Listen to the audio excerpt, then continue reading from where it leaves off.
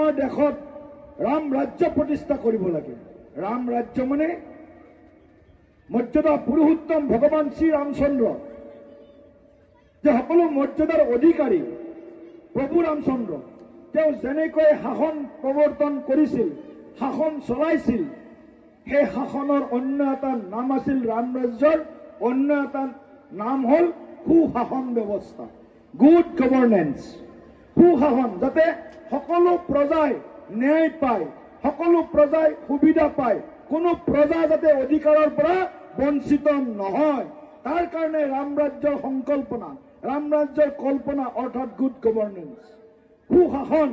সেই সুশাসনক এটা সংকল্প হিচাপে পূজ্য গান্ধীয়ে সেই সময়ত কৈ গৈছে যে আমাৰ গ্ৰামোদয় হ'ব লাগে, গ্ৰামৰ উদয় হ'ব লাগে। গাঁৱত থকা ৰাইজৰ অধিকাৰ, গাঁৱত থকা ৰাইজৰ সুবিধা তেওঁলোকে পাব লাগে। সেইকাৰণে গ্ৰামোদয় পঞ্চায়ত ৰাজ ব্যৱস্থাৰ এটা প্ৰধান সংকল্প হিচাপে পূজ্য বাপুৱে কৈ গৈছে। তাৰপিছতে আমি সকলোৱে জানো এগৰাকী সৰ্বোদয়ী নেতা ভাৰতবৰ্ষৰ আচাৰ্য বিনোৱা ভাৱে, আচাৰ্য বিনোৱা ভাৱে তেখেতে ক'লে যে নহয়, পঞ্চায়ত ৰাজ ব্যৱস্থাত গ্ৰামোদয়ৰ লগত সৰ্বজনৰ যদি উদয় নহয়, সৰ্বজন যদি সমানে আগবাঢ়ি নাযায়, তেতিয়াহ'লে পঞ্চায়ত ৰাজ ব্যৱস্থাটোৰ উদ্দেশ্য বা লক্ষ্যত আমি 100% উপনীত হ'ব নোৱাৰিম। সেইকাৰণে গ্ৰামোদয়ৰ লগত সৰ্বোদয়কো আমি সংকল্প হিচাপে গ্ৰহণ কৰিব লাগে। গ্ৰামোদয় সৰ্বোদয়ৰ পিছত আমি সকলোৱে জানো ভাৰতীয় জনসংঘৰ প্ৰতিষ্ঠাপক সকলৰ অন্যতম কাণ্ডাৰী পণ্ডিত দীনদয়াল উপাধ্যায় ডাঙৰীয়াই ক'লে, নহয়, ভাৰতীয় দৰ্শনত আমাৰ গ্ৰামাঞ্চলৰ ৰাইজক যদি বিকাশৰ দুৰন্ত গতিৰে আগবঢ়াই লৈ যাব লাগে, ভাৰতবৰ্ষৰ যদি প্ৰকৃত উন্নয়ন সাধন কৰিব লাগে, তেতিয়াহ'লে আমি এই গ্ৰামোদয়ৰ লগত আৰু সৰ্বোদয়ৰ লগত আন এটা সংকল্প ল'ব লাগিব, আৰু সেইটো হৈছে অন্ত্যোদয়।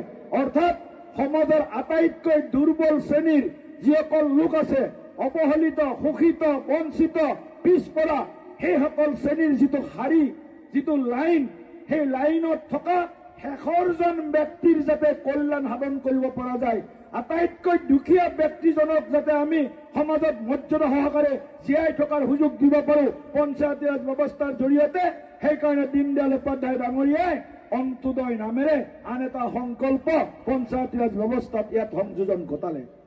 ইয়াৰ পৰৱৰ্তী সময়ত গ্ৰামোদয়, সৰ্বোদয়, অন্ত্যোদয়ৰ পিছত আমাৰ সকলোৰে প্ৰিয় নেতা আছিল, এতিয়াও তেখেতৰ নাম শুনিলে আমাৰ গাৰ নোম শিয়ৰি উঠে, ভাৰতীয় জনতা পাৰ্টি। ভাৰতীয় জনতাই তেওঁক লৈ গৌৰৱবোধ কৰে, তেওঁক প্ৰেৰণাস্ৰোত হিচাপে সকলোৱে সন্মান কৰে, আজিও সন্মান কৰে, আজিও শ্ৰদ্ধা কৰে।